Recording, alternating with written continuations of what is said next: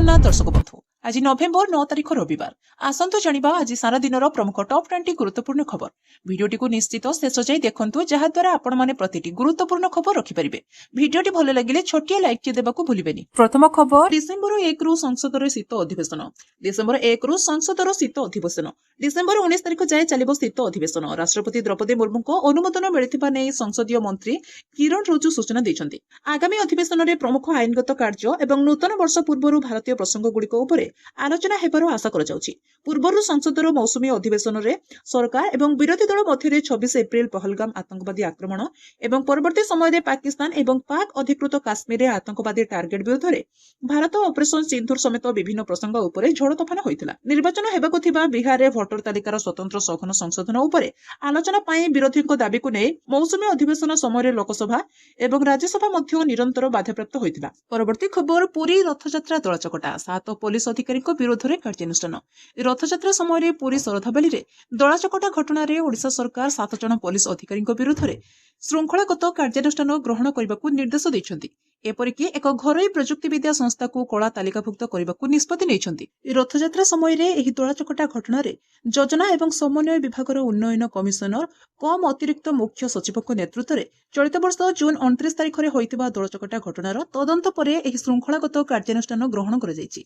एक सरकारी विज्ञप्ति रे गृह विभाग कहिछि जे सरकार तदंतर निष्कर्ष को ग्रहण करिसंति जेउथिरे पुलिस तदारखरे गुरुतर त्रुटि मंदिर प्रशासन सहित दुर्बल समन्वय एवं एआई भित्तिक समन्वित कमांड एवं नियंत्रण केन्द्रर विफलता उल्लेख कर जाइछि। परवर्ती खबर पीतवास हत्या मामला प्रत्याहार करबाकू पुओकू धमकपूर्ण कॉल आईनजीपी पीतवास पंडा हत्या मामला प्रेसमिट करी मुख्यमंत्री को न्याय मागिले पीतवासଙ୍କ स्त्री सुस्मिता पंडा कहिले जीवन प्रति विपद अछि मामला प्रत्याहार करबाकू पुओ पाखकू बारंबार धमकपूर्ण कॉल आसुछि। विक्रम पंडाଙ୍କ नंबरରୁ 2 थर कॉल आसीछि गाली गुलज करी जीवनରୁ मारि देबाकू धमक देउछन्ति घरे रहिबाकू भय लागुछि पुओ भी भयभीत अछि पुलिस तदंत उपरे भरोसा अछि। गिरफ होइतबा व्यक्ति को जेल रु न छाड़िबाकू अनुरोध करिसंति पीतवासଙ୍କ पत्नी सुस्मिता पंडा पुणी कहिसंति जे पीतवासଙ୍କ हत्या परे अभियुक्त विक्रम पंडा समवेदना जणाइबाकू घरକୁ आसीथिला हत्या पछरे एबे विक्रमको संपृक्ति जानि आश्चर्य लागुछि तेणु प्रेसमिट करी सुस्मिता मुख्यमंत्री को न्याय भिक्षा कहिसंति मुख्यमंत्रीଙ୍କ उपरे भरोसा अछि निश्चित न्याय मिलिबो बोली कहिसंति। सूचना थाउ कि मृत्यु पूर्व शेष थर पई पीतवास 6 तारिख राति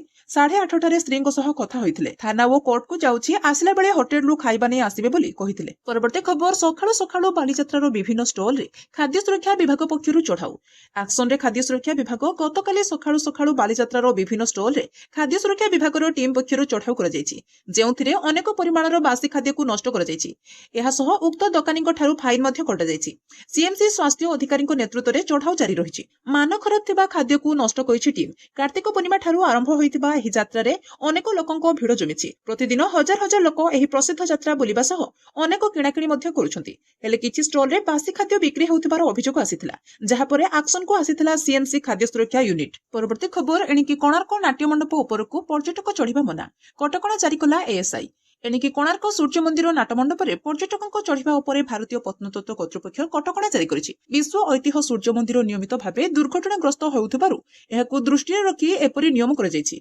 एही कटकणा परे पर्यटक माने एणिकी प्रथम नाटमंडप चढ़ी कीर्तिराजी और मुख्य मंदिरर दृश्य को देखि परिबे नाही किंबा कोनोसी कीर्तिराजी को पाखरु स्पर्श करि परिबे नाही एनै गतकाली एएसआई पक्षरु निषेधादेश सह सुरक्षा कर्मी को नियोजित करा जायछि।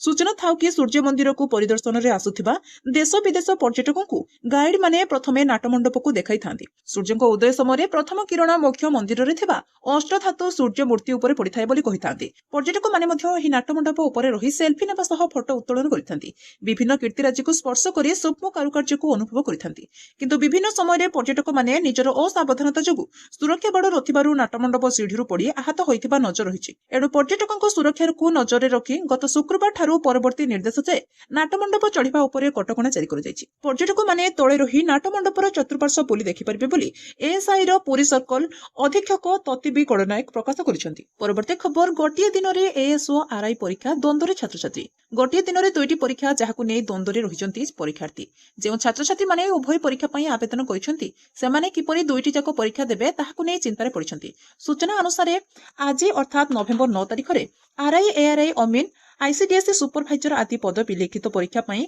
ओडिशा अधस्थान कर्मचारी चयन आयोग पक्षरु तारीख धार्य होइछि। अन्यपटे सही दिन ओडिशा लोकसभा आयोग पक्षरु मध्य एएसओ परीक्षा पई दिन धार्य होइछि। गोटिए दिन में 2टी परीक्षा रहितिले हें परीक्षा परिचालन दायित्व थिबा 2 सरकारी संस्था छात्र छात्री द्वंद्व दूर करि पारि नाहंती। जदि गोटिए दिन में 2टी जाक परीक्षा हुए तेबे अनेक मेधावी छात्र छात्री उभय परीक्षा जोग देई न पारि वंचित रहिबे। तेणु 2टी परीक्षा को पृथक दिन में करबाकू बहु छात्र छात्री दाबी करिसेंती। परवर्ती खबर मैट्रिक परीक्षा पई फॉर्म पूरण एतिकी तारीख जाय चलिबो प्रक्रिया। गतकाली ठारू आरंभ होइछि मैट्रिक परीक्षा पई प्रस्तुति पर्व।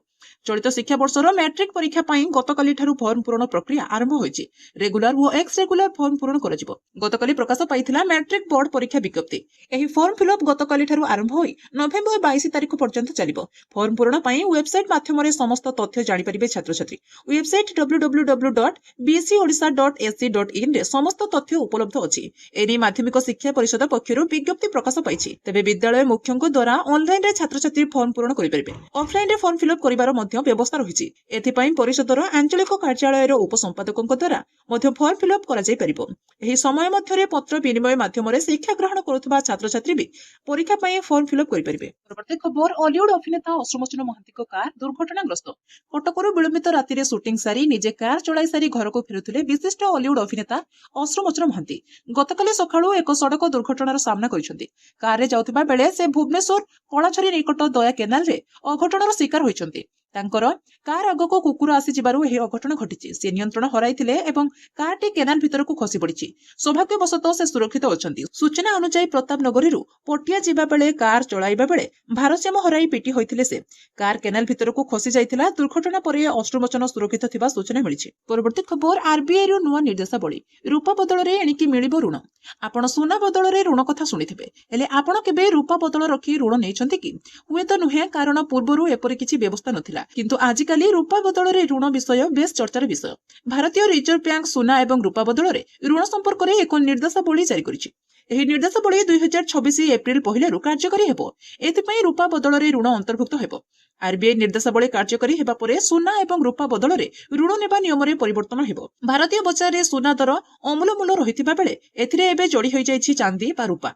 निकटरे रूपा किलो पिछा 2 लाख टंका टपि जाइथिला। फलरे एही अति महंगा धातुको लोके बैंक रे बंधक रखी ऋण देबाको आशा बांधिलेनी। तेबे एथिरे रूपा बदल रे आपनकु ऋण किए प्रदान करिवो ताहा बड़ कथा। प्रथमे जदि आपनको सोना एवं रूपा बदल रे ऋण नेबाको चाहंती तेबे आपनकु एक वाणिज्यिक बैंक सह स्मॉल फाइनेंस बैंक एवं आंचलिक ग्राम्य बैंक ही रूपा बदल रखी ऋण देई परिबे। एहा सह आपण सहरांचल एवं ग्राम्य समवाय बैंक रु भी रूपा बदल रे ऋण उठाई परिबे। केतेक एनबीएफसी एवं हाउसिंग फाइनेंशियल कंपनी गुड़िक मध्य सोना भଳି रूपा बंधक रखी ऋण प्रदान करुछंती। परवर्ती खबर रातिर सर्वनिम्न तापमात्रा 3 रु 4 डिग्री कमिबो। राज्य रे एबे वर्षार प्रभाव नथिबारु पाग मुख्यतः सुखिला रहिछि। समग्र राज्य रे राति तापमात्रा साधारण रहितिबारु अल्प शीत अनुभूत हेउछि। वर्तमान राज्य को उत्तर दिगरु सुखिला ठंडा पवन आछुछि। तेणु आगामी 3 रु 4 दिन मध्यरे रातिर सर्वनिम्न तापमात्रा 3 रु 4 डिग्री कमिबार संभावना रहितबा आंचलिक पाणीपाग विज्ञान केन्द्र निर्देशिका डॉक्टर मनोरमा महांती सूचना दैछंती। गत 24 घंटा रे दारिंगबाड़ रे राज्यर सर्वनिम्न राति तापमात्रा 13 डिग्री सेल्सियस रेकर्ड करा जायतिला। सेहिपरि जी उदयगिरी ठारे 13.8 एवं फुलबाणी रे 14 डिग्री तापमात्रा रहितिबा बेले पारलाखेमुंडी रे सर्वाधिक तापमात्रा 34 डिग्री रेकर्ड करा जायतिला। अन्यपक्षे सुंदरगढ़ जिलार किछि स्थान रे मध्यम धरणर कुहुड़ी एवं आभ्यंतरीण ओडिशार कलाहांडी जिले किछि स्थान रे घन कुहुड़ी देखा जायछि। तबे आसंता 12 तारिख पर्यंत राज्य रे पाग सुखिला रहिबो बोली पाणीपाग केन्द्र पक्षरु सूचना दिया जायछि। परवर्ती खबर भुवनेश्वर कुआखाई नदी पठारे बालीजात्रा उद्घाटित। राजधानी भुवनेश्वर कुआखाई नदी पठारे उद्घाटित होइछि बालीजात्रा। बालीजात्रा मंच को फूल एवं विभिन्न प्रकार लाइट रे सजा जायछि। मंच रे मेयर सुलोचना दास, गोलक महापात्र एवं अन्य अतिथि माने उपस्थित थिले। कार्यसूची अनुसार सांस्कृतिक कार्यक्रमर आयोजन करा जायथिला। नृत्यकारी माने मंच रे ओडसी एवं पारंपरिक नृत्य करी प्रतिभा परिवेषण करथिले। मंचरे थिबा समस्त अतिथि ताली मारी उपभोग करुथिले। एही मेला को हजार हजार लोक, कारीगर, व्यवसायी माने आसी मन भरी बुलिथांती। एही कार्यक्रम रे लोकलीला एवं पारंपरिक नृत्य प्रदर्शन सहित हॉलीवुड एवं बॉलीवुड कलाकारंक द्वारा सांस्कृतिक प्रदर्शन प्रदर्शित करा जायथाय। पिला माने राइड एवं दोली खेली चटपटा खाइबा खाई मजा नैथांती, जहा मेला को आहुरी आकर्षणीय करिथाय। कटक भଳି भुवनेश्वर कुआखाई नदी निकटरे बालीजात्रार स्वतंत्रता सबुठारु नियारा। परवर्ती खबर 4टी नुआ वंदे भारत ट्रेन को पताका देखाई शुभारंभ कले प्रधानमंत्री मोदी। प्रधानमंत्री नरेंद्र मोदी देश को 4टी नुआ वंदे भारत ट्रेन रो उपहार दैछंती। वाराणसी रु खजुराहो, लखनऊ सहारनपुर फिरोजपुर दिल्ली एवं एर्नाकुलम बेंगालुरु रूट्रे चलवाक ଏହି ଟ୍ରେନ୍ଗୁଡ଼ିକୁ ପ୍ରଧାନମନ୍ତ୍ରୀ ମୋଦି ନିଜେ ପତାକା ଦେଖାଇ ଶୁଭାରମ୍ଭ କରିଛନ୍ତି। ପତାକା ହଲାଇବା ମାତ୍ରେ ଷ୍ଟେସନରେ ଯାତ୍ରୀମାନେ ହର ହର ମହାଦେବ ଧ୍ୱନି ସହିତ ଏକ ଉତ୍ସବମୁଖୀ ପରିବେଶ ସୃଷ୍ଟି କରିଥିଲେ। ପ୍ରଧାନମନ୍ତ୍ରୀ ମୋଦି ବାରାଣସୀ ରେଳ ଷ୍ଟେସନରେ ପହଞ୍ଚିବା ପରେ ଭାଜପା କର୍ମୀ ଏବଂ ସାଧାରଣ ଜନତା ତାଙ୍କୁ ଭବ୍ୟ ସ୍ୱାଗତ କରିଥିଲେ। ଷ୍ଟେସନ ପରିସର ହର ହର ମହାଦେବ ଧ୍ୱନିରେ ପ୍ରକମ୍ପିତ ହୋଇଥିଲା। ସୁଗମ ବ୍ୟବସ୍ଥା ସୁନିଶ୍ଚିତ କରିବା ପାଇଁ ରେଳ କର୍ମଚାରୀ ଏବଂ ସୁରକ୍ଷା କର୍ମଚାରୀମାନେ ମଧ୍ୟ ପୂର୍ଣ୍ଣ ସହଯୋଗ କରିଥିଲେ। ପ୍ରଧାନମନ୍ତ୍ରୀ ନରେନ୍ଦ୍ର ମୋଦି କହିଛନ୍ତି, ବିଶ୍ୱର ବିକଶିତ ଦେଶଗୁଡ଼ିକରେ ଭିତ୍ତିଭୂମି ଆର୍ଥିକ ଅଭିବୃଦ୍ଧିର ଏକ ପ୍ରମୁଖ ବାହକ ହୋଇଛି। ଯେଉଁ ଦେଶଗୁଡ଼ିକ ମହାନ ପ୍ରଗତି ଏବଂ ବିକାଶ ଦେଖିଛନ୍ତି, ସେମାନଙ୍କ ପ୍ରଗତି ପଛରେ ଭିତ୍ତିଭୂମି ବିକାଶ ଏକ ପ୍ରମୁଖ ଶକ୍ତି ହୋଇଛି। ନିର୍ମିତ ବିମାନ ବନ୍ଦର ସଂଖ୍ୟା, ବନ୍ଦେ ଭାରତ ଟ୍ରେନ୍ ଚାଲୁଥିବା ସଂଖ୍ୟା, ଏସବୁ ଜିନିଷ ବିକାଶ ସହିତ ଜଡ଼ିତ। ସେ ଆହୁରି ମଧ୍ୟ କହିଛନ୍ତି ଯେ ବିଦେଶୀ ଯାତ୍ରୀମାନେ ମଧ୍ୟ ଏବେ ବନ୍ଦେ ଭାରତ ଦେଖି ଆଶ୍ଚର୍ଯ୍ୟ ହେଉଛନ୍ତି। ଏହି ଟ୍ରେନ୍ଗୁଡ଼ିକ ଏକ ମାଇଲ ଖୁଣ୍ଟ ପ୍ରମାଣିତ ହେବ। ପରବର୍ତ୍ତୀ ଖବର, ଓଡ଼ିଶା ସୀମାନ୍ତ ସାରଣ୍ଡା ଜଙ୍ଗଲରେ ଝାଡ଼ଖଣ୍ଡ ପୋଲିସ ଏବଂ ସିଆର୍ପିଏଫ୍ର ମିଳିତ ଚଢ଼ାଉ, ବିପୁଳ ପରିମାଣର ମାଓ ସାମଗ୍ରୀ ଜବତ। ସୁରକ୍ଷା ବାହିନୀଙ୍କ ବଡ଼ ସଫଳତା, ବିପୁଳ ପରିମାଣର ମାଓ ସାମଗ୍ରୀ ଓ ବିସ୍ଫୋରକ ଜବତ। ଓଡ଼ିଶା ରାଜ୍ୟ ସୀମାନ୍ତ ପଶ୍ଚିମ ସିଂହଭୂମି ଜିଲ୍ଲାର ଘନ ସାରଣ୍ଡା ଜଙ୍ଗଲ ଅଞ୍ଚଳରେ ଝାଡ଼ଖଣ୍ଡ ପୋଲିସ ଏବଂ ସିଆର୍ପିଏଫ୍ର 209 କୋବ୍ରା ବାଟାଲିୟନ ଏବଂ ମାଓବାଦୀଙ୍କ ମଧ୍ୟରେ ଏକ ଗୁଳି ବିନିମୟ ହୋଇଥିଲା। ଏହି ଅପରେସନ ଜରାଇକେଲା ପୋଲିସ ଷ୍ଟେସନ ଅଧୀନସ୍ଥ କୁଲାପବୁରୁରେ ହୋଇଥିଲା, ଯେଉଁଠାରେ ସୁରକ୍ଷା ବାହିନୀ ଗୋଇନ୍ଦା ସୂଚନା ଆଧାରରେ ଏକ ସୁଚିନ୍ତିତ ଯୋଜନାବଦ୍ଧ ନକ୍ସଲ ବିରୋଧୀ ଅପରେସନ ଆରମ୍ଭ କରିଥିଲେ। ପ୍ରବଳ ଗୁଳି ବିନିମୟ ଚାଲିଥିବା ବେଳେ ନକ୍ସଲବାଦୀମାନେ ଜଙ୍ଗଲ ଭିତରକୁ ଖସିଯିବାରେ ସଫଳ ହୋଇଥିଲେ। ଏନକାଉଣ୍ଟର ପରେ ସର୍ଚ୍ଚ ଅପରେସନ କରାଯାଇଥିଲା, ଯାହାଫଳରେ ମାଓ ସାମଗ୍ରୀ ସହିତ ଏକ ବଡ଼ ଅତ୍ୟାଧୁନିକ ଅସ୍ତ୍ରଶସ୍ତ୍ର, ଗୋଳବାରୁଦ ଏବଂ ବିସ୍ଫୋରକ ଜବତ କରାଯାଇଥିଲା। ପରବର୍ତ୍ତୀ ଖବର, ବାଲିଯାତ୍ରା ପଡ଼ିଆରେ ଲୋକଙ୍କୁ ଅସ୍ତବ୍ୟସ୍ତ କରୁଛି ଡଷ୍ଟ। କାହା ମୁହଁରେ ମାସ୍କ ତ ଆଉ କିଏ ରୁମାଲ ଭିଡ଼ିଛି। ଛୋଟ ପିଲାମାନଙ୍କୁ ମା ମାନେ ଓଢ଼ଣୀ ନହେଲେ ଶାଢ଼ୀ କାନିରେ ଘୋଡ଼ାଇ ବାଲିଯାତ୍ରା ବୁଲୁଛନ୍ତି। ଚାରିଆଡେ ଧୂଳିର ଆସ୍ତରଣ। ଯାତ୍ରା ବୁଲି ସାରିବା ପରେ ପୋଷାକର ରଙ୍ଗ ସମ୍ପୂର୍ଣ୍ଣ ବଦଳି ଯାଉଛି। ଏଭଳି ସ୍ଥିତି କଟକ ବାଲିଯାତ୍ରାର। 5 କୋଟିରୁ ଅଧିକ ଖର୍ଚ୍ଚ କରାଯାଇ ତଳ ବାଲିଯାତ୍ରା ପଡ଼ିଆରେ ମହରମ ପଡ଼ିଲା। ଧୂଳି ଯେପରି ନ ଉଡ଼ିବ, ସେଥିପାଇଁ ଦୈନିକ ରସାୟନ ମିଶ୍ରିତ ପାଣି ସିଞ୍ଚନ ପାଇଁ ବ୍ୟବସ୍ଥା କରାଯାଇଥିଲା।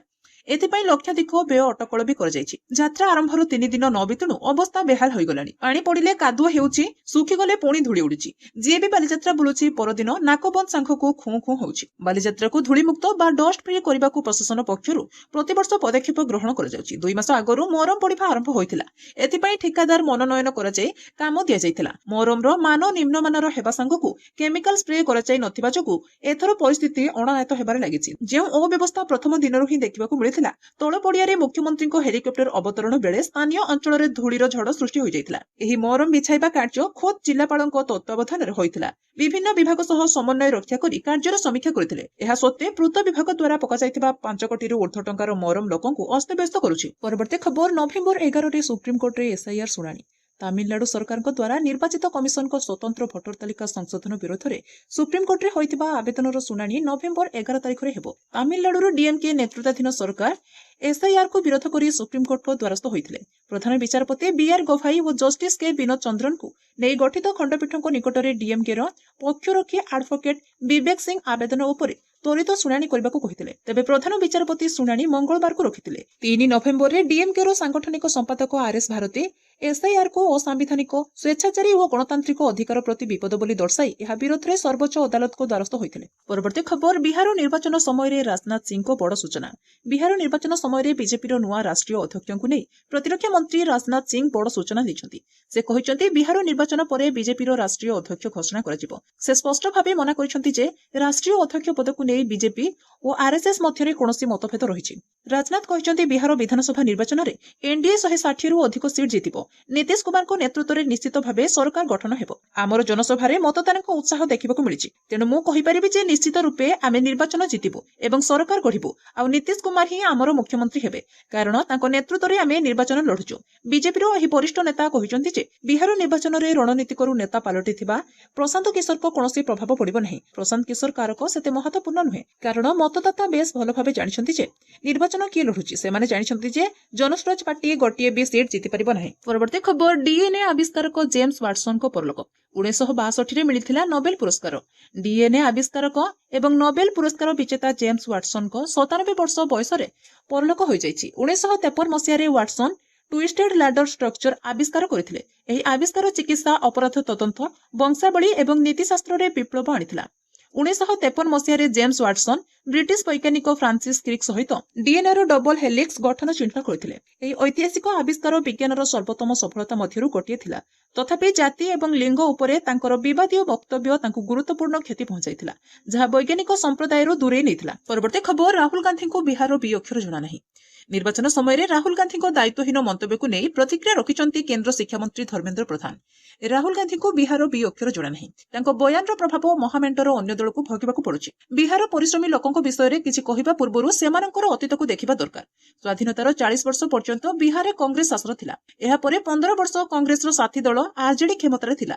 ଏହି 55 ବର୍ଷ ଭିତରେ କଂଗ୍ରେସ ଓ ଆରଜେଡି ବିହାରକୁ ପଛକୁ ଠେଲିବାକୁ କୌଣସି ଅବସର ଛାଡି ନାହାନ୍ତି। 2005ରେ ବିହାରର ଲୋକମାନେ ଆରଜେଡିର ଜଙ୍ଗଲ ରାଜକୁ ବିଦା କରି ଏନଡିଏ ସରକାର ଗଠନ କରିଥିଲେ, କିନ୍ତୁ କଂଗ୍ରେସକୁ ଏହା ଭଲ ଲାଗିନଥିଲା। 2005ରୁ 2014 ପର୍ଯ୍ୟନ୍ତ 9 ବର୍ଷ କେନ୍ଦ୍ର ସରକାରରେ ରହି କଂଗ୍ରେସ ବିହାରକୁ ସାବତ ବ୍ୟବହାର କରିଥିଲା।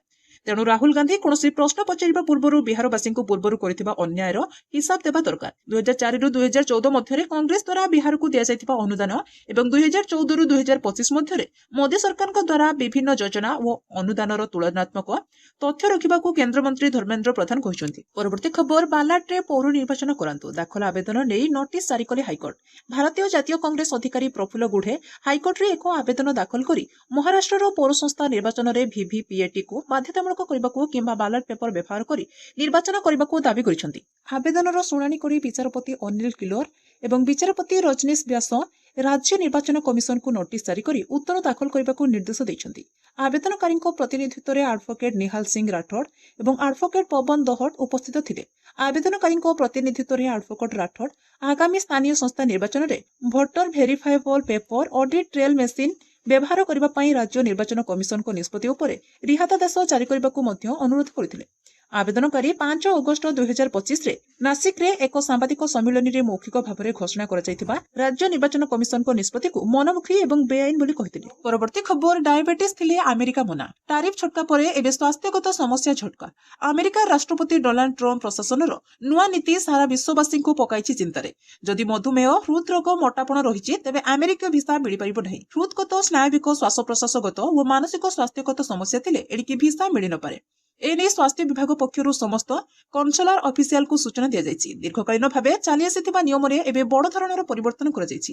ନୂଆ ଭିସା ନୀତିରେ ସଂକ୍ରମିତ ରୋଗ ସମ୍ପର୍କରେ ବି କଟକଣା ଜାରି କରାଯାଇଛି। ଇମିଗ୍ରେସନ ବିରୋଧରେ କଡ଼ା ଆଭିମୁଖ୍ୟ ଗ୍ରହଣ କରିଥିବା ଟ୍ରମ୍ପ ପ୍ରଶାସନର ଏହି ସ୍ୱାସ୍ଥ୍ୟଗତ କଟକଣା ଆମେରିକାକୁ ଯିବାକୁ ଥିବା ଆଶାୟୀଙ୍କ ଲାଗି ଚ୍ୟାଲେଞ୍ଜ ସୃଷ୍ଟି କରିଛି। H-1B ଭିସା ଫି ପରିମାଣ $1 ଲକ୍ଷ ବୃଦ୍ଧି କରିଥିବା ଟ୍ରମ୍ପ ପ୍ରଶାସନର ଏହି ଝଟକା ଚର୍ଚ୍ଚାର କାରଣ ହୋଇଛି। ସେପଟେ ଭିସା ଯୋଜନାରେ 175ଟି ନିୟମ ଉଲ୍ଲଂଘନ ଘଟଣାର ତଦନ୍ତ ଆରମ୍ଭ କରିଛି ଟ୍ରମ୍ପ ପ୍ରଶାସନ। ପରବର୍ତ୍ତୀ ଖବର, ଏନଡିଏ କ୍ଷମତାକୁ ନ ଆସିଲେ ବିହାର ପିଲାମାନେ ଡାକ୍ତର ଓ ଇଞ୍ଜିନିୟର ପରିବର୍ତ୍ତେ ଗୁଣ୍ଡା ହେବେ। ବିହାରରେ ପ୍ରଥମ ପର୍ଯ୍ୟାୟ ମତଦାନ ଶେଷ ହୋଇଛି। ଏବେ ଦ୍ୱିତୀୟ ପର୍ଯ୍ୟାୟ ମତଦାନ ପାଇଁ ପ୍ରଚାର ଆରମ୍ଭ କରିଛନ୍ତି ପ୍ରଧାନମନ୍ତ୍ରୀ ନରେନ୍ଦ୍ର ମୋଦି।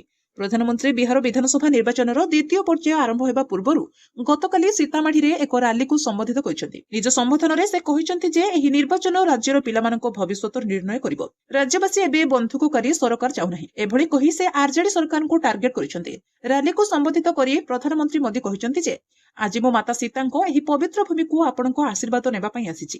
ତେଣୁ ଏପରି ଉତ୍ସାହରେ ପରିପୂର୍ଣ୍ଣ ଲୋକଙ୍କ ମଧ୍ୟରେ ସେହି ଦିନଗୁଡ଼ିକ ମନେ ପଡ଼ିବା ସ୍ୱାଭାବିକ। କେବଳ ମାତା ସୀତାଙ୍କ ଆଶୀର୍ବାଦରେ ବିହାର ଏକ ବିକଶିତ ବିହାରରେ ପରିଣତ ହେବ। ଏହି ନିର୍ବାଚନ ଆଗାମୀ ବର୍ଷଗୁଡ଼ିକରେ ବିହାରର ପିଲାମାନଙ୍କ ଭବିଷ୍ୟତ ନିର୍ଣ୍ଣୟ କରିବ। ତେଣୁ ଏହି ନିର୍ବାଚନ ବହୁତ ଗୁରୁତ୍ୱପୂର୍ଣ୍ଣ। ବନ୍ଧୁକକାରୀ ସରକାର ପରିବର୍ତ୍ତେ ପୁଣି ଥରେ ଏନଡିଏ ସରକାର ଆସିଲେ ହିଁ ଏହା ସମ୍ଭବ ହୋଇପାରିବ। ପରବର୍ତ୍ତୀ ଖବର, ସେନା ଗୁଳିରେ ଟଳିଲେ 2 ଆତଙ୍କବାଦୀ। ଟଳିଲେ 2 ଆତଙ୍କବାଦୀ, ସେନା ଗୁଳିରେ ଗଲା 2 ଆତଙ୍କବାଦୀଙ୍କ ଜୀବନ। ଜମ୍ମୁ କାଶ୍ମୀରର କୁପୱାଡା ଜିଲ୍ଲାରେ ଥିବା କରେନ୍ ସେକ୍ଟରରେ ଅନୁପ୍ରବେଶ ଉଦ୍ୟମ କରୁଥିବା ବେଳେ ଏହି ଘଟଣା ଘଟିଛି। ଭାରତୀୟ ସେନା ଆତଙ୍କବାଦୀଙ୍କ ଅନୁପ୍ରବେଶ ଉଦ୍ୟମ ପଣ୍ଡ କରିବା ସହିତ ସେନା 2 ଜଣ ଆତଙ୍କବାଦୀଙ୍କୁ ଗୁଳି କରିଛି। ଏହି ଅଭିଯାନର ନାମ ଥିଲା ଅପରେସନ ପିମ୍ପଲ। ଏନକାଉଣ୍ଟର ପରେ ସୁରକ୍ଷା ବାହିନୀ ଏହି ଅଞ୍ଚଳକୁ ଘେରାଉ କରି ଅନ୍ୟ କୌଣସି ଆତଙ୍କବାଦୀ ଅଞ୍ଚଳରେ ଉପସ୍ଥିତ ଅଛନ୍ତି କି ନାହିଁ ତାହା ନିଶ୍ଚିତ କରିବାକୁ ସର୍ଚ୍ଚ ଅପରେସନ ଆରମ୍ଭ କରିଛି ସେନା। ସୀମା ପାରରୁ ଅନୁପ୍ରବେଶ ନେଇ ସୂଚନା ମିଳିବା ପରେ ଏହି ଅପରେସନ ଆରମ୍ଭ ହୋଇଥିଲା। ସୁରକ୍ଷା ଏଜେନ୍ସିଗୁଡ଼ିକ କେରାନରେ ଅନୁପ୍ରବେଶ ଉଦ୍ୟମ ବିଷୟରେ ନିର୍ଦ୍ଦିଷ୍ଟ ଗୁପ୍ତ ସୂଚନା ପ୍ରଦାନ କରିବା ପରେ ଗତକାଲି ଏହି ଅପରେସନ ଆରମ୍ଭ କରାଯାଇଥିଲା। ସଜାଗ ସୈନ୍ୟମାନେ ସନ୍ଦେହଜନକ କାର୍ଯ୍ୟକଳାପ ଦେଖି ଆତଙ୍କୀକୁ ଆତ୍ମସମର୍ପଣ କରିବାକୁ କହିଥିଲେ। ଏହା ଶୁଣି ଆତଙ୍କବାଦୀମାନେ ଆଖିବୁଜା ଗୁଳି ଚଳାଇଥିଲେ। ଜବାବ ଦେବାକୁ ସେନା ଗୁଳି ଚଳାଇବାରୁ 2 ଆତଙ୍କବାଦୀଙ୍କ ଜୀବନ ଚାଲିଯାଇଥିଲା ବୋଲି ଜଣାପଡ଼ିଛି। ପରବର୍ତ୍ତୀ ଖବର, $100 ବିଲିୟନ ଟପିଲା ଷ୍ଟେଟ୍ ବ୍ୟାଙ୍କର ବଜାର ପୁଞ୍ଜି। ରାଷ୍ଟ୍ରାୟତ୍ତ ଭାରତୀୟ ଷ୍ଟେଟ୍ ବ୍ୟାଙ୍କର ବଜାର ପୁଞ୍ଜି $100 ବିଲିୟନ ଟପି ଯାଇଛି। ଏହି ସଫଳତା ହାସଲ କରିବାରେ ଷ୍ଟେଟ୍ ବ୍ୟାଙ୍କ କେତେକ ମୁଷ୍ଟିମେୟ ଭାରତୀୟ କମ୍ପାନୀଙ୍କ ମଧ୍ୟରେ ସାମିଲ ହୋଇଯାଇଛି। ପୂର୍ବରୁ ଏହି ତାଲିକାରେ Reliance Industries, TTS, Airtel, HDFC ଓ ଆଇସିଆଇସିଆଇ ବ୍ୟାଙ୍କ ଥିଲେ। ଏହି ସଫଳତା ସହ ଷ୍ଟେଟ୍ ବ୍ୟାଙ୍କ ଆସନ୍ତା 2030 ସୁଦ୍ଧା ବିଶ୍ୱର ଶ୍ରେଷ୍ଠ 30ଟି ବ୍ୟାଙ୍କ ମଧ୍ୟରେ ସାମିଲ ହେବା ପାଇଁ ଲକ୍ଷ୍ୟ ରଖିଛି। ପରବର୍ତ୍ତୀ ଖବର, ଏହି ଦୁଇ ଆଫ୍ରିକୀୟ ଦେଶ ଗସ୍ତ କଲେ ରାଷ୍ଟ୍ରପତି। ରାଷ୍ଟ୍ରପତି ଦ୍ରୌପଦୀ ମୁର୍ମୁ ଗତକାଲି ଅଙ୍ଗୋଲା ଏବଂ ବୋତ୍ସୱାନା ଅଭିମୁଖେ ଯାତ୍ରା କରିଛନ୍ତି। ଏହି ଦୁଇ ଆଫ୍ରିକୀୟ ଦେଶକୁ ଜଣେ ଭାରତୀୟ ରାଷ୍ଟ୍ରପତିଙ୍କ ଏହା ପ୍ରଥମ ଗସ୍ତ ହେବ।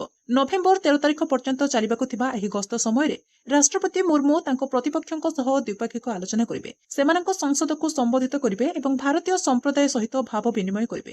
ନଭେମ୍ବର 11 ତାରିଖରେ ରାଷ୍ଟ୍ରପତି ଅଙ୍ଗୋଲାର 50ତମ ସ୍ୱାଧୀନତା ଦିବସ ସମାରୋହରେ ଅଂଶଗ୍ରହଣ କରିବେ।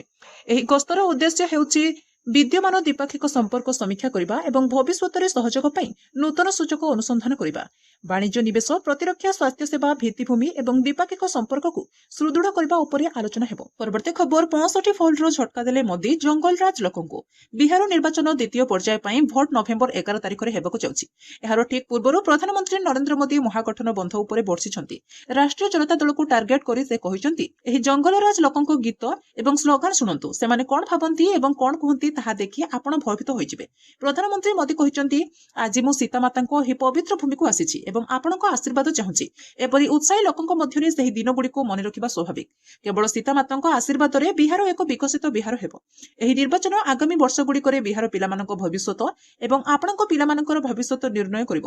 ତେଣୁ ଏହି ନିର୍ବାଚନ ବହୁତ ଗୁରୁତ୍ୱପୂର୍ଣ୍ଣ। ପରବର୍ତ୍ତୀ ଖବର, ନିପାତ ହେବ ଶତ୍ରୁ ଦେଶ, ଭାରତର ଦିବ୍ୟାସ୍ତ୍ର ହେବ ବିନାଶର ଚାବିକାଠି। ଅପରେସନ ସିନ୍ଦୁର ପରେ ଭାରତ ଏହାର ପ୍ରତିରକ୍ଷା ପ୍ରଣାଳୀକୁ ଅପଗ୍ରେଡ୍ ଏବଂ ମଜବୁତ କରିବାରେ ବ୍ୟସ୍ତ। ବିଶ୍ୱର ଦେଶଗୁଡ଼ିକ ଏବେ ଏପରି ଅସ୍ତ୍ରଶସ୍ତ୍ର ପ୍ରଣାଳୀ ବିକଶିତ କରୁଛନ୍ତି ଯାହା ନିଜ ଦେଶଠାରୁ ହଜାର ହଜାର କିଲୋମିଟର ଦୂରରେ ଥିବା ଲକ୍ଷ୍ୟସ୍ଥଳକୁ ଯେମିତି ଧ୍ୱଂସ କରିପାରିବ। ଏହି ପ୍ରଣାଳୀରେ ଦୀର୍ଘ ଦୂରଗାମୀ କ୍ଷେପଣାସ୍ତ୍ର ବିକଶିତ କରିବା ଅନ୍ତର୍ଭୁକ୍ତ, ଯାହାକୁ ସାଧାରଣତଃ ଇଣ୍ଟର କଣ୍ଟିନେଣ୍ଟାଲ ବାଲିଷ୍ଟିକ୍ କ୍ଷେପଣାସ୍ତ୍ର କୁହାଯାଏ ଏବଂ ଏହି ଦୌଡ଼ରେ ଭାରତ ମଧ୍ୟ ପଛରେ ନାହିଁ। ଅଗ୍ନି ସିରିଜ ଅଧୀନରେ ଅନେକ କ୍ଷେପଣାସ୍ତ୍ର ବିକଶିତ ହୋଇଛି, ଯାହାର ପରିସର 2000 କିଲୋମିଟରରୁ 5500 କିଲୋମିଟର ପର୍ଯ୍ୟନ୍ତ। ଏ ପର୍ଯ୍ୟନ୍ତ ଅଗ୍ନି 5 ବିକଶିତ ହୋଇଛି, ଯାହାକୁ ଆଇସିବିଏମ୍ ଭାବରେ ନାମିତ କରାଯାଇଛି। ଏବେ ଏହି ସିରିଜରେ ଆଉ ଏକ ଶକ୍ତି କ୍ଷେପଣାସ୍ତ୍ର ବିକଶିତ ହେଉଛି। ପ୍ରତିରକ୍ଷା ମନ୍ତ୍ରୀ ରାଜନାଥ ସିଂ ଭାରତର ଭବିଷ୍ୟତ ପ୍ରତିରକ୍ଷା ଯୋଜନାକୁ ଡିକୋଡ୍ କରିଛନ୍ତି। ସେ ଅଗ୍ନି ଭିଆଇ ବିକଶିତ କରିବା ବିଷୟରେ ଉଲ୍ଲେଖ କରିଛନ୍ତି। ଅଗ୍ନି ଭିଆଇ ଚୀନ, ପାକିସ୍ତାନ ଏବଂ ତୁର୍କୀ ଭଳି ଦେଶକୁ ଟାର୍ଗେଟ କରିବ। ଏହା ସହିତ ଆମେରିକା ମଧ୍ୟ ଅଗ୍ନି ଭିଆଇର ପରିସର ମଧ୍ୟରେ ରହିବ। ପରବର୍ତ୍ତୀ ଖବର, ବିଏସ୍ଏନ୍ଏଲ୍ର ବଡ଼ ଧମାକା, ଲଞ୍ଚ କଲା ସିଲଭର ଜୁବଲି ପ୍ଲାନ୍, ମିଳିବ ଅନେକ ବେନିଫିଟ୍ସ। ବିଏସ୍ଏନ୍ଏଲ୍ ତାର 25ତମ ବାର୍ଷିକୀ ଉପଲକ୍ଷେ ଏକ ନୂଆ ସିଲଭର ଜୁବଲି ପ୍ଲାନ୍ ଲଞ୍ଚ କରିଛି। ଏହି ପ୍ଲାନ୍ ୟୁଜର୍ସକୁ 250 ଜିବି ହାଇସ୍ପିଡ୍ ଡାଟା, 600ରୁ ଅଧିକ ଲାଇଭ୍ ଟିଭି ଚ୍ୟାନେଲ ଏବଂ ଅନ୍ୟାନ୍ୟ ସୁବିଧା ପ୍ରଦାନ କରୁଛି। ଭାରତ ସଞ୍ଚାର ନିଗମ ଲିମିଟେଡ୍ ନିକଟରେ ଏହାର 25ତମ ବାର୍ଷିକୀ ପାଳନ କରିଛି। ଏହି ଅବସରରେ କମ୍ପାନୀ ସାରା ଦେଶରେ ଏକକାଳୀନ 4G ସର୍ଭିସ ଲଞ୍ଚ କରିଛି। କମ୍ପାନୀ ଏକକାଳୀନ ସ୍ୱଦେଶୀ ଟେକ୍ନୋଲୋଜି ଉପରେ ଆଧାରିତ 98,000ରୁ ଅଧିକ 4G ଟାୱାର ଲଞ୍ଚ କରିଛି। ଏହା ସହ କମ୍ପାନୀ ଏହାର ୟୁଜର୍ସଙ୍କ ପାଇଁ ଆହୁରି ଅନେକ ଅଫର ମଧ୍ୟ ଆରମ୍ଭ କରିଛି। ପରବର୍ତ୍ତୀ ଖବର, ସାମରିକ ଶକ୍ତି ବୃଦ୍ଧି କଲା ଚାଇନା, ଚିନ୍ତାରେ ଆମେରିକା। ଚାଇନା ତାର ସାମରିକ ଶକ୍ତି ବୃଦ୍ଧି କରିଛି। ତୃତୀୟ ବିମାନ ବାହକ ଫୁଜିଆନ୍ ନିର୍ମାଣ ଶେଷ କରିଛି। ଗତକାଲି ଚାଇନା PLA ନୌସେନା ଫୁଜିଆନ୍ର କାର୍ଯ୍ୟକ୍ଷମ ଡେମୋର ଏକ ଭିଡିଓ ଜାରି କରିଛି। ଏହି ସପ୍ତାହରେ ଫୁଜିଆନ୍ର କମିଶନିଂ ସମାରୋହ ଚାଇନା ରାଷ୍ଟ୍ରପତି ସି ଜିନପିଙ୍ଗଙ୍କ ଉପସ୍ଥିତିରେ ଅନୁଷ୍ଠିତ ହୋଇଥିଲା। ଉଲ୍ଲେଖଯୋଗ୍ୟ, ଏହି ନୂଆ ଚାଇନା ବିମାନ ଜାହାଜ ଇଲେକ୍ଟ୍ରୋମ୍ୟାଗ୍ନେଟିକ୍ କାଟାପଲ୍ଟ ପ୍ରଯୁକ୍ତିବିଦ୍ୟା ଉପରେ ଆଧାରିତ। ଏପର୍ଯ୍ୟନ୍ତ କେବଳ ଆମେରିକୀୟ ରେସଲ୍ଟ ଫୋର୍ଡ ଶ୍ରେଣୀର ବିମାନ ବାହକମାନେ ଏହି ପ୍ରଯୁକ୍ତିବିଦ୍ୟାରେ ସଜ୍ଜିତ ଥିଲେ। ଇଲେକ୍ଟ୍ରୋନିକ୍ କାଟାପଲ୍ଟ ପ୍ରଯୁକ୍ତିବିଦ୍ୟା ବାହକର ଛୋଟ ନରୱେ ଡେକ୍ରୁ ଲଢୁଆ ବିମାନ ଉଡ଼ାଣ ଏବଂ ଅବତରଣ କରିବାକୁ ଅନୁମତି ଦିଏ। ଦକ୍ଷିଣ ଚାଇନା ସାଗରରେ ଫିଲିପାଇନ୍ସ ସହିତ ଚାଲିଥିବା ଉତ୍ତେଜନା ସମୟରେ ତୃତୀୟ ବିମାନ ବାହକ ନିର୍ମାଣ କରାଯାଇଛି। ଗତ 2 ବର୍ଷ ମଧ୍ୟରେ ଚାଇନା ଏବଂ ଫିଲିପାଇନ୍ସ ନୌସେନା ଅନେକ ହିଂସାତ୍ମକ ସଂଘର୍ଷ ଦେଖିଛି। ଚାଇନା ଅଭିଯୋଗ କରିଛି ଯେ ଆମେରିକାର ପ୍ରରୋଚନାରେ ଫିଲିପାଇନ୍ସ ଚାଇନା ସହିତ ମୁହାଁମୁହିଁ ହେଉଛି। ପରବର୍ତ୍ତୀ ଖବର, ଭାରତ ହିନ୍ଦୁ ରାଷ୍ଟ୍ର ନ ହେବା ଯାଏ ପଦଯାତ୍ରା ଜାରି ରହିବ। ସନାତନ ହିନ୍ଦୁ ଏକତା ପଦଯାତ୍ରାର ଦ୍ୱିତୀୟ ଦିନରେ ଏଭଳି କହିଛନ୍ତି ବାଗେଶ୍ୱର ଧାମର ଆଚାର୍ଯ୍ୟ ଧୀରେନ୍ଦ୍ର କୃଷ୍ଣ ଶାସ୍ତ୍ରୀ।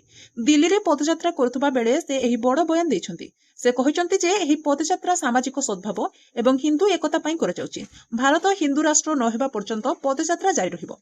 ଆହୁରି ଧୀରେନ୍ଦ୍ର ଶାସ୍ତ୍ରୀ କହିଛନ୍ତି, ପଦଯାତ୍ରାର ଉଦ୍ଦେଶ୍ୟ କୌଣସି ରାଜନୈତିକ ଦଳକୁ ସମର୍ଥନ କିମ୍ବା ବିରୋଧ କରିବା ନୁହେଁ, ବରଂ ହିନ୍ଦୁ ସମାଜକୁ ଏକତ୍ର କରିବା। ଆମେ ଚାହୁଁଛୁ ଯେ ହିନ୍ଦୁମାନେ ଜାତିଗତ ଭେଦଭାବରୁ ଉପରକୁ ଉଠି ଏକ ହୁଅନ୍ତୁ। ଏହି ଯାତ୍ରା ସାମାଜିକ ସଦ୍ଭାବର ପ୍ରତୀକ। ଏମାନେ ସମସ୍ତେ ବାଗେଶ୍ୱର ଧାମର ପାଗଳ ଲୋକ। ଏମାନେ ନେତା ନୁହନ୍ତି, ବରଂ ଆମ ପରିବାରର ସଦସ୍ୟ। ଦିଲ୍ଲୀରେ ନଭେମ୍ବର 8 ବା ଗତକାଲି ଅନୁଷ୍ଠିତ ପଦଯାତ୍ରାରେ ହଜାର ହଜାର ଭକ୍ତ ଯୋଗ ଦେଇଥିଲେ। ଗେରୁଆ ପତାକା ଧରି ଲୋକମାନେ ଜୟ ଶ୍ରୀରାମ ଏବଂ ହର ହର ମହାଦେବ ସ୍ଲୋଗାନ ଦେଇଥିଲେ। ମହିଳା, ଯୁବକ ଏବଂ ବୃଦ୍ଧଙ୍କ ସମେତ ସମସ୍ତ ଜନତା ଉତ୍ସାହରେ